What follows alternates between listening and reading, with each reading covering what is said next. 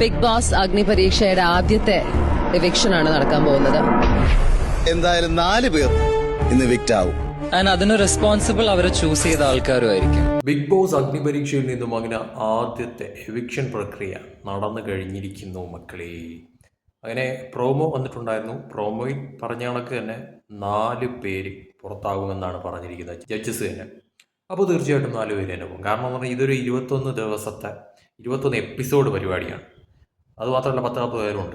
അപ്പോൾ തീർച്ചയായിട്ടും ഈ ചുരുങ്ങിയ ദിവസങ്ങൾ കൊണ്ട് ഒരുപാട് പേരെ 1 2 3 4 പേരെയൊക്കെ തന്നെ ചേർത്ത് ഔട്ടാക്കുന്ന തരത്തിലോട്ട് കാര്യങ്ങൾ മാറുമെന്ന കാര്യം സംശയമില്ല. അതുകൊണ്ട് തന്നെ ഈ ബിഗ് ബോസ് കാണിക്കുന്ന മാതിരി ഈ പ്രോമോയിൽ ഇതുപോലെ എവിക്റ്റ് ആവും എന്ന എപ്പിസോഡ് വരുമ്പോൾ എവിക്റ്റ് ആകത്തില്ല. ആ ഒരു പരിപാടിയൊന്നും ആയിരിക്കത്തില്ല. എന്തായാലും 4 പേര് ഔട്ടായി എന്നൊക്കെയാണ് അറിയാൻ സാധിക്കുന്ന കാര്യമെന്ന് പറയുന്നത്. അപ്പോൾ തീർച്ചയായിട്ടും ഈ പറഞ്ഞ രീതിയിൽ ആദ്യത്തെ എവിക്ഷൻ, ബിഗ് ബോസിൻ്റെ ആദ്യത്തെ എവിക്ഷൻ പ്രക്രിയ അങ്ങനെ ബിഗ് ബോസ് ഈ പറഞ്ഞ രീതിയിൽ, ബിഗ് ബോസിൻ്റെ അല്ല, ബിഗ് ബോസ് അഗ്നിപരീക്ഷയുടെ ആദ്യത്തെ എവിക്ഷൻ പ്രക്രിയ അങ്ങനെ നടന്നു കഴിഞ്ഞിരിക്കുന്നു. 4 പേര് ഔട്ടായിരിക്കുന്നു എന്നൊക്കെയാണ് മനസ്സിലാവുന്നത്.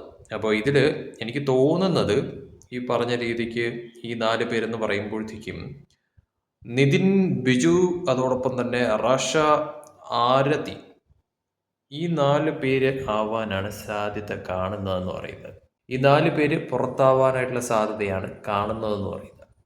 പക്ഷേ എന്തായാലും നമുക്ക് കാത്തിരുന്ന് തന്നെ കാണാം എന്താണ് സംഭവിക്കാൻ പോകുന്ന സംഭവ വികാസങ്ങൾ, ട്വിസ്റ്റുകൾ എന്നൊക്കെ. സംഭവം എന്തായാലും നമുക്ക് കാത്തിരുന്ന് തന്നെ കാണാം. പക്ഷേ എന്തായാലും 4 പേര് എന്തായാലും എവിക്റ്റ് ആയിട്ടുണ്ട് എന്ന് തന്നെയാണ് അറിയാൻ സാധിക്കുന്ന കാര്യമെന്ന് പറയുന്നത്. അതുകൊണ്ട് തന്നെ ബിഗ് ബോസിൻ്റെ ആദ്യത്തെ അഗ്നിപരീക്ഷ എന്ന് പറയുന്ന കടമ്പ കടക്കാതെ തന്നെ 4 പേര് ബിഗ് ബോസിൽ നിന്നും, ഈ ബിഗ് ബോസ് അഗ്നിപരീക്ഷയിൽ നിന്നും പടിയിറങ്ങിയിരിക്കുന്നു എന്ന വാർത്തകൾ തന്നെയാണ് പുറത്തു വരുന്നതെന്ന് പറയുന്നത്.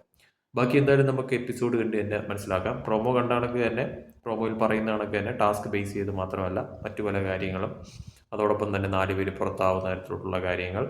അപ്പോൾ തീർച്ചയായിട്ടും ഒരു സംഭവ വികാസം നടക്കാനായിട്ടുള്ള എല്ലാ ഇതും തന്നെയാണ്. അതുമാത്രമല്ല ഈ ബിഗ് ബോസിൻ്റെ ഈ ഒരു അഗ്നിപരീക്ഷ ടാസ്ക് ശരിക്കും പറഞ്ഞാൽ മലയാളത്തിൽ പരമ ബോറായിക്കൊണ്ടിരിക്കുകയാണെന്നാണ് എനിക്ക് തോന്നുന്നത്. കാരണം ഈ 2 ദിവസത്തെ എപ്പിസോഡിൻ്റെ കാര്യം നോക്കിക്കഴിഞ്ഞാൽ പരമ ബോർ ടാസ്ക് ആയിരുന്നു. അതിലൊരു സംശയമില്ല, എടുത്ത് പറയാമല്ലോ, പരമ ബോർ ടാസ്ക് ആയിരുന്നു.